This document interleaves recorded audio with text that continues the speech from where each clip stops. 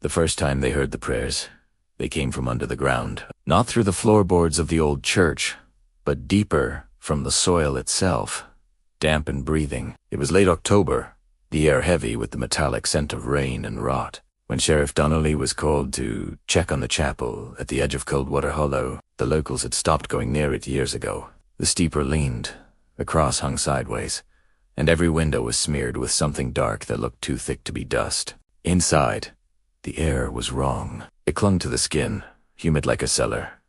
He called out, "Anyone here?" And the sound didn't echo, it folded inward, like the church had swallowed it. He moved his flashlight over the pews, each warped and blackened with mold. That's when he saw the outline of a trapdoor beneath the pulpit, half hidden under a prayer rug. The rug was damp, and beneath it, something moved, slow, like the shifting of mud. When he lifted it, a smell came up that made his eyes sting. Under the floor was a wooden hatch, sealed with nails, all black with age. On it, written in faded chalk, were the words, "Do not pray here."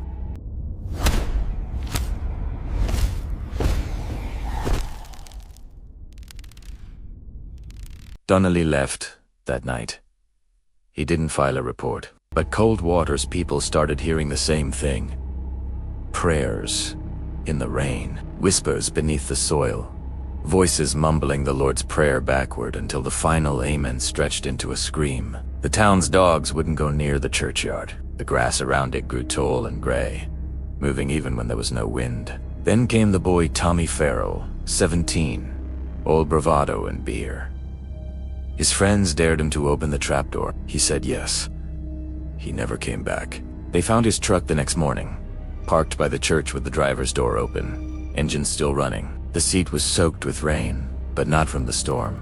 It was from underneath, seeping up through the floor mat. Sheriff Donnelly went back with 2 deputies. They broke the hatch open. The nails screamed as they tore loose. The smell this time was worse, like wet wood and something else, something animal. The stairs beneath led down into water. Candles floated there, hundreds of them, still burning, and between them were faces. They weren't bodies, not at first glance. They were just shapes under the water pale, bloated eyes, open, mouths moving. One of the deputies said, "They're praying." Donnelly told him to shut up, but when he listened, he heard it too. A murmur rising from below, each syllable thick, bubbling. Paterno, qui is in our Father, who art in hell. He turned and ran, but the deputy who had spoken Kyle stayed behind for a second longer, staring. The light flickered, the candles dimmed, and the water rippled toward him as if something beneath was exhaling. Then he screamed. They pulled him out. An hour later, he was alive, but his hair had turned white, his fingernails split, and he kept muttering, "They were waiting for me." He never said what he saw. After that, no one went near the chapel again, but Coldwater began to change. Wells turned red for a week. Every clock in town stopped at 3:17 a.m. The same time Tommy Farrell vanished, and the prayers, the backward prayers, grew louder. People heard them under their floors, in their drains, even in their sleep. The mayor ordered the church sealed, concrete poured over the floor, the windows boarded up. For a while, it was quiet. Then last winter, a storm hit. Lightning struck the steeple, and the roof caved in. The next morning, the prayers returned, louder than before. Only now, they weren't from underground. They came from everywhere. Donnelly left town soon after. He told the next sheriff, "If you hear her voice, don't answer." The new sheriff didn't believe him. He stayed one night in the church to prove it was all just stories. He set up a recorder, left the lights on, and waited. The tape was found 3 days later, half melted from the heat. On it, there were no words, only breathing. Wet, slow, like lungs filling and emptying, and a voice, faint, whispering.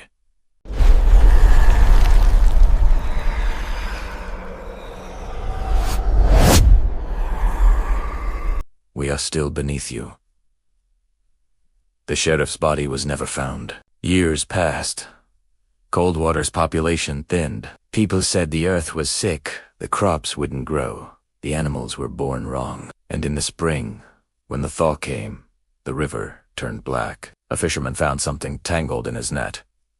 A rosary made of human teeth. Now, only one house still stands near the chapel. An old woman lives there, the last of the Farrell family. Every night, she lights a single candle and sets it by her window, whispering the same prayer over and over. No one knows what language it's in.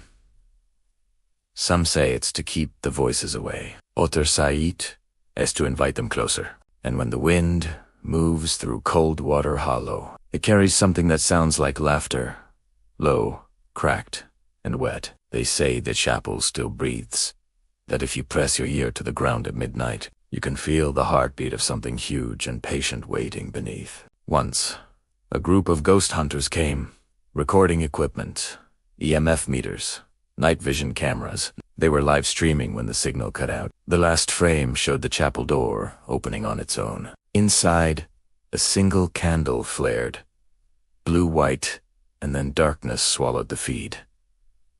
None of them came home. Their van was found 20 miles away. Headlights on keys in the ignition. The seats were soaked with water, and the floor of the van, it was covered in footprints, bare ones, too small to belong to any of them. Coldwater Hollow is empty now. The road signs have rusted away. But sometimes, truckers say when fog rolls over the valley, they can see the chapel below. Just for a moment. The candles still burning, the roof hole again, and figures kneeling in the pews, heads bowed. If you ever drive through that part of West Virginia and you see the sign for Coldwater Hollow, don't stop. Don't look for the church. And whatever you do, if you hear the prayers under your feet, don't pray with them.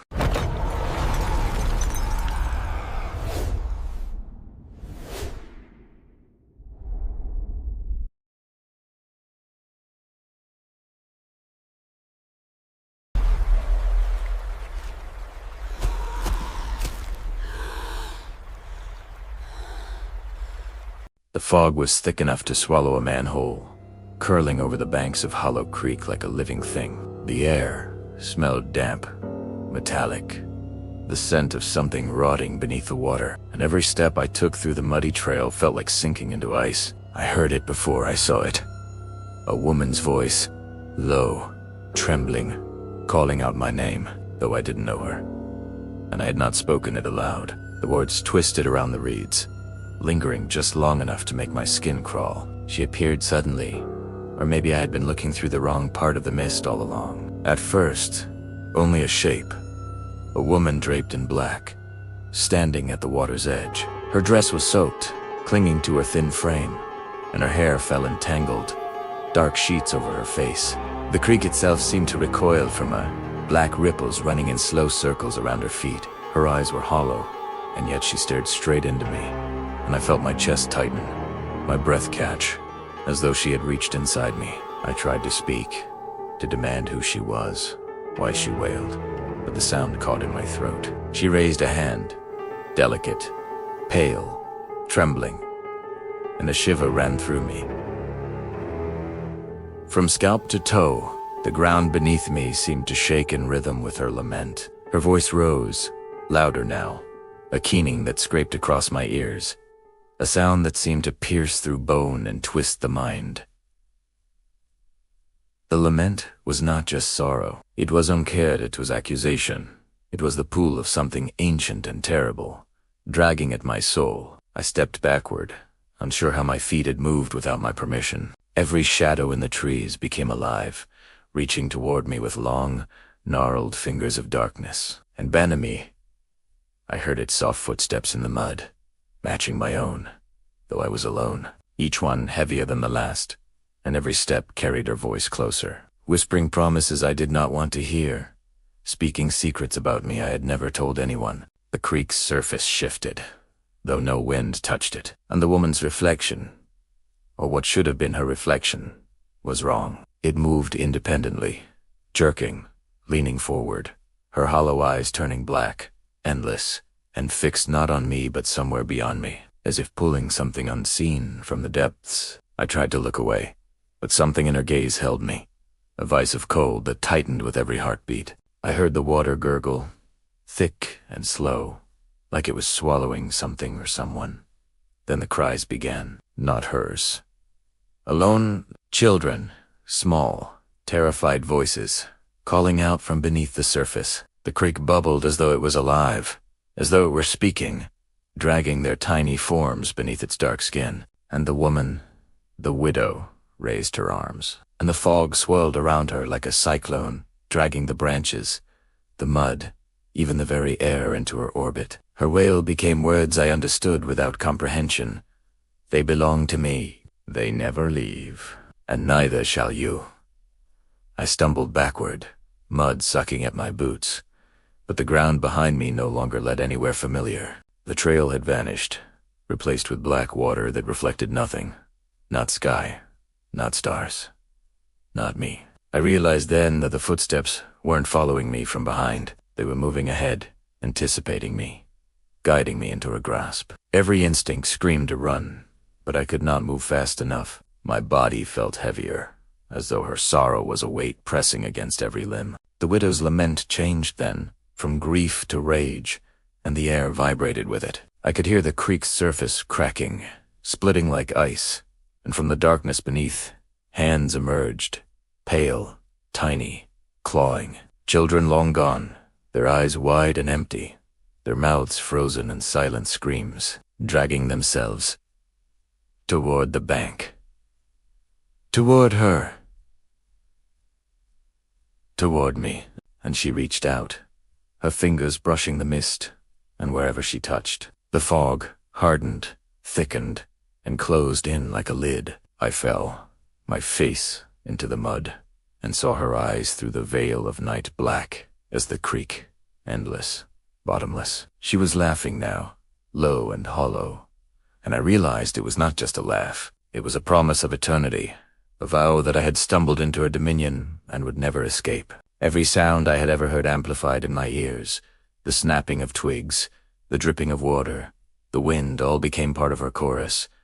A symphony of despair meant only for me. I screamed, but the fog swallowed the sound, muffled it, returned it to me in whispers that made my skin crawl. Her shape blurred, shifting, expanding. She was everywhere and nowhere at once, in the trees, in the creek, in the mud beneath my hands. Anban-me, the children cried again, calling my name, reaching for me with empty eyes, their fingers brushing my legs, my arms, pulling me toward the water. I tried to crawl, to escape, but the mud held me fast. The widow's voice rose higher, unbearable, and her shadow reached for me. The cold, the grief, the despair pressed into me so completely I felt my bones splinter. And then, just for a second, the water's surface stilled, and I saw her reflection, not the woman, but me, pale, wet, staring back, my mouth open in a silent scream that she now wore as her own. Everything went quiet, all at once. The fog lifted slightly, but the weight did not leave. I tried to move. My arms and legs worked again, but the creek had changed. The bank was gone, the trees twisted in impossible angles. And somewhere, behind me, she whispered, "You hear them. You will never leave."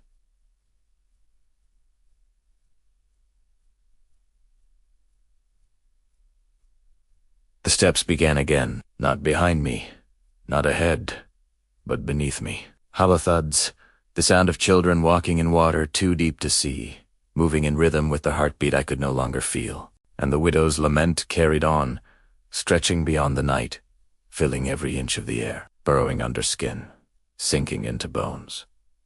I ran blindly, not knowing where, not caring, just away from the voice that was now in my head, repeating my own name over and over. The creek twisted and turned unnaturally around me, the trees bending to watch. Shadows moved with intelligence, and every shadow whispered my sins, my fears, my weaknesses. The crying never stopped. It followed me, threading through my thoughts, slipping into my sleep, bleeding into my dreams, at every window I pass, at every mirror I glance into. I see her, the widow, pale and drenched, standing just out of reach, and always behind her, children I can't save. Eyes wide, mouths moving in silence, calling, calling, calling. I cannot leave Hollow Creek. I never will. And tonight, I can hear her lament again, drifting through the air, through the fog, through my very mind. Her hands are reaching. The children are reaching. And I know, word by word, breath by breath, that if I answer, I will be hers forever.